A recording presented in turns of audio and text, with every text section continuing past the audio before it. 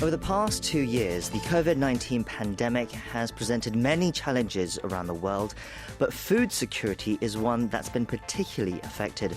It's an issue that hits the poorest countries and the most vulnerable communities, and adding further pressures to this situation has been other natural disasters and crises. The organisation at the forefront tackling all this is the World Food Programme. And joining me now is Marian Yun, the director of the WFP's Korea office. Tell us more about the urgent situations around the world and what the WFP is doing to try and help these communities.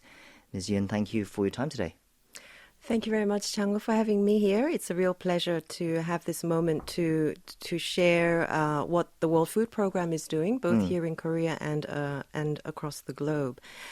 And I think your introduction was very apt because really COVID-19 is a pandemic. It's obviously a pandemic that affects the whole world, but there is a disproportionate impact on some of the more vulnerable population living in developing countries. As you know, they're dealing with meager basic services and weak infrastructure, and so they generally tend to be the first to be hit and worst impacted when it comes to any kind of crises. You've also rightly mentioned that climate change is a phenomena that's also driving the numbers of people who are hungry around the world up. And so not only is there COVID and the impact of climate change, which we hear on the news, almost every day, there is also the third dimension of conflict. Conflict is something that we don't experience here in our country, but we're very well aware of the importance of peace. And so the three C's, COVID, conflict, and climate change, is really coming together in what our executive director has labeled the perfect storm.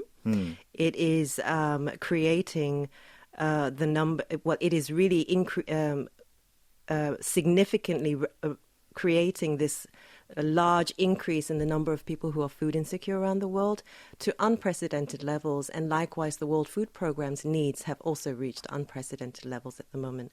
If I can just mention on the climate change, Sure. In the past month alone, in fact, we know in early December, there was the Typhoon Odette or Typhoon Rai in Philippines, and WFP is there also responding on the ground.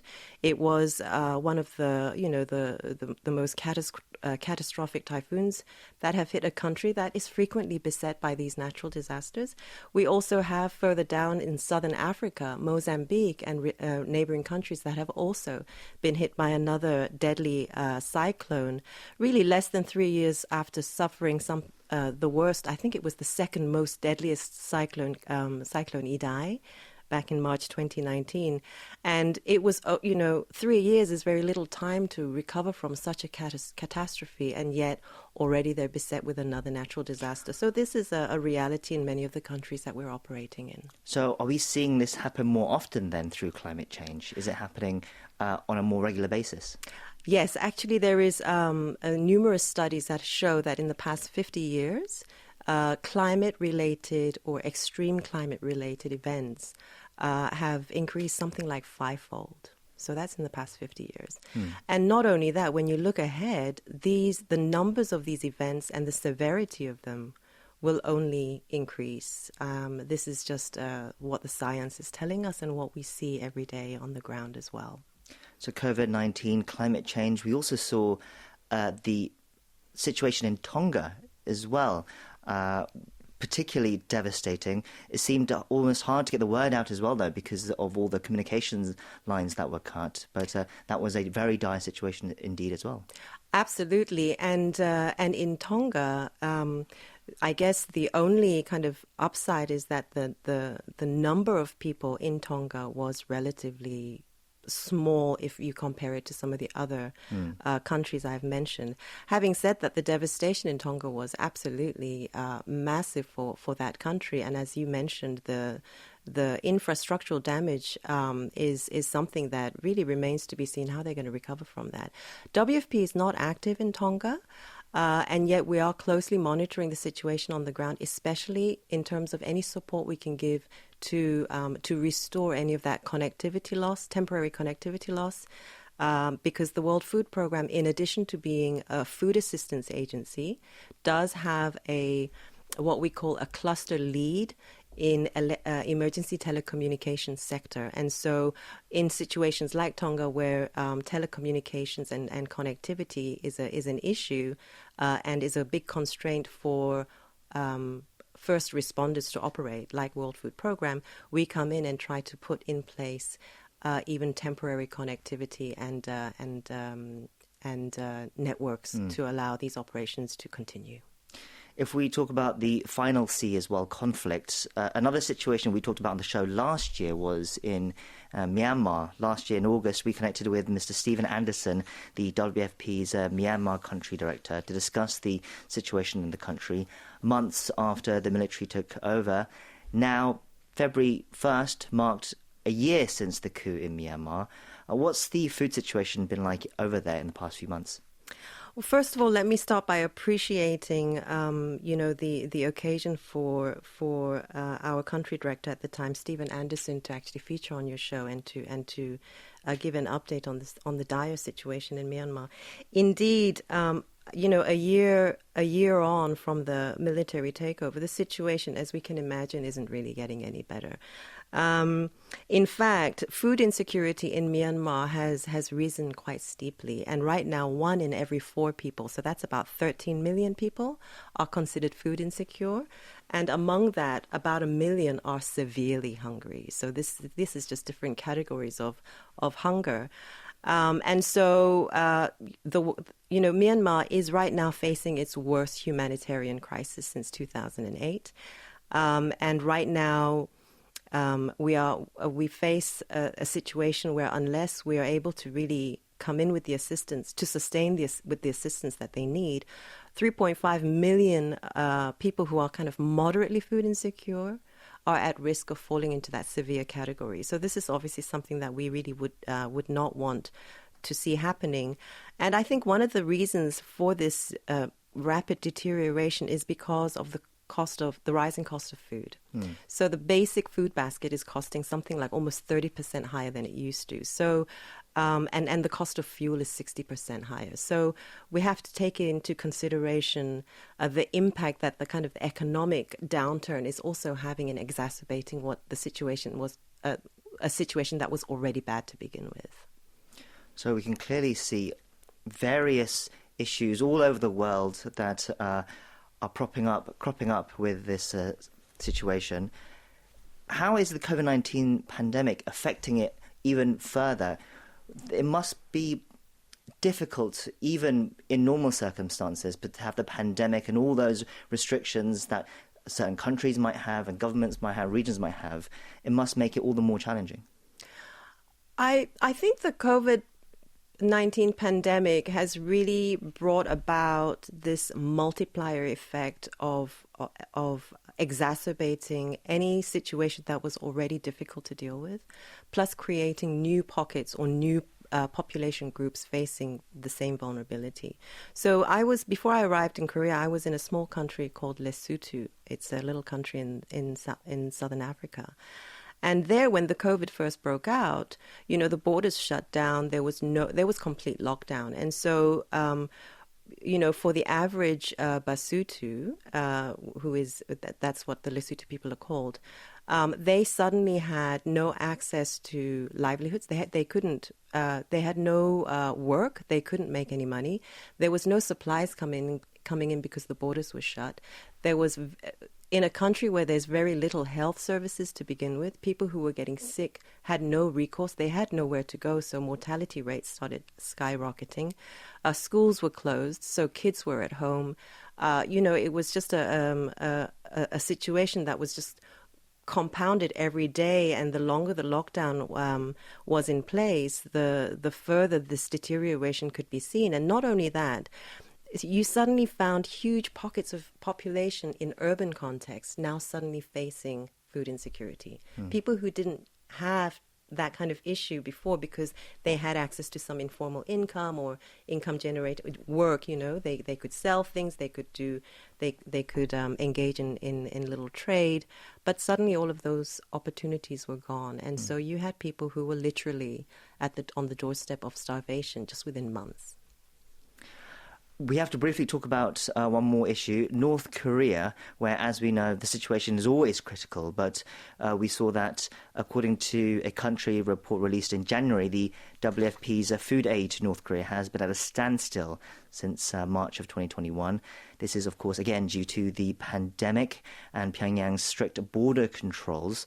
Recently, however, there has been reports that the regime is beginning to start some cross-border activity. There was report of resumed train operation to and from North Korea into China. What do we know about the food situation in North Korea currently, and are you hopeful that you'll be able to get supplies into the country soon at some point as well? It's a tough question to answer. I will be honest with you because, as you've mentioned, there has been very tight restrictions in place. We do not have any international staff in DPRK at the moment. Our last international staff left last year, March. And so since then, we really have very little information. What information we are able to gather through, remote monitoring suggests, but I use the word very carefully, suggests that there is deterioration in certain certain ways of measuring or scoring food insecurity. Now, I'm very careful with my words because obviously we can only assume so much. But let me be very clear that that WFP has not closed its offices in DPRK. We may not have international staff present, but we are certainly open. And like other UN agencies, we are ready to resume our operation as soon as the conditions allow our staff and our supplies to enter the country. Okay, so there are a lot of regions of concern, many that need help. Where will then the WFP be concentrating its efforts this year, especially, as we mentioned, issues like climate change is continuing to be a major concern? What will the WFP be doing this year? Well, I can certainly tell you now that our plans in 2022 are not any less to what it was in 2021. In fact, it's growing. And this is a bad sign. It means that the number of people who need food assistance has grown. And with less than a decade until 2030, which is when we're supposed to realize zero hunger as part of the SDG, the Sustainable Development Goals, all signs point to actually the reverse. Now, in terms of the world, if you look at the whole world and all of the continents and the countries in it, there are obviously whole regions that are suffering deterioration in food insecurity. Many of those are in Africa. In fact, there was a report, a hunger hotspot report that FAO and WFP released very recently, really looking at the projection of hunger, the geographical kind of hotspots of hunger between February and May this year. And, you can see that in Africa, many of the countries are in that category. But not only Africa. I mean, you've got countries like Yemen where, the ongoing war is and the toll that it's having on huge population, a huge percentage of the population, keeps that country among those countries that have the highest alert. Ethiopia, Nigeria, South Sudan are also countries where WFP has its kind of highest alert emergencies, both because of the severity of hunger and the scale of hunger. In addition to that, when you look at whole regions, we've got West Africa that is right now dealing with unprecedented food insecurity in the whole region, really driven by severe rainfall deficit over many years, insecurity. There's a lot of growing insecurity, and the insecurity is actually moving out towards the coastal areas, unlike before. Increasing food prices and a very slow economic recovery. So West Africa is on our high alert. In addition to that, East Africa, or what we call the Horn of Africa, has been hit by consecutive drought. And there we estimate some 9 million people are going to be food insecure, severely food insecure this year. And so that's another very worrying trend because, as we know, Horn of Africa is a region that has, in previous years, also faced prolonged drought, and we've seen some massive numbers of food insecure people coming out as a result of that. And finally, how will the WFP's Korea office be contributing to these global efforts? I understand you've been here since last July here in Korea as the new director. What do you have in store for the office here? Well, it's a really good question because, as I mentioned earlier, WFP's 2022 management plan, in terms of our needs, is really reaching unprecedented levels. I mean, last year we reached over $9 billion in income. So, and we're a fully voluntarily funded organization. That means that we were able to mobilize that level of resources through partners and donors like the Republic of Korea. Republic of Korea was last year, one of our top 15 donors, and in previous years were actually top 10. So the challenge is really to how do we find that level of income? This year we need more than 16 billion. And so the World Food Program office in Seoul, in Korea, is primarily our role here is really primarily to kind of advocate for WFP's operations around the world, really work with the government of Korea as well as the private sector and individuals to mobilize the resources, the technical assistance, the types of partnerships that's going to allow us to actually meet this challenge of assisting in excess of 260 million people who are facing severe food insecurity. And in that regard, South Korea, has already shown massive generosity. Really, over the past 10 years, the level of funding that South Korea gives to WFP alone, never mind the wider UN and agencies and other NGOs, has increased 35-fold, actually. So it's really gone up.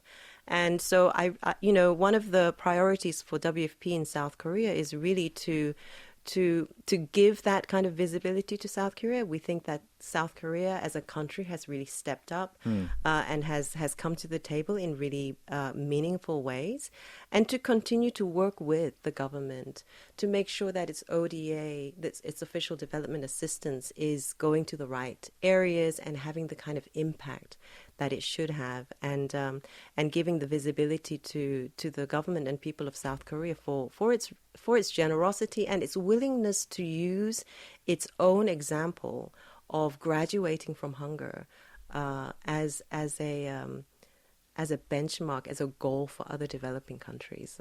We do think that is a story worth telling, and it's one of the most important agendas that WFP has here in South Korea. Indeed. Well, we appreciate you coming in today and letting us know about what your organisation and your office is doing to tackle all these issues facing the world today. We've been speaking to Marian Yun, the Director of the World Food Programme Korea Office. Thank you once again for your time. Thank you very much for having me.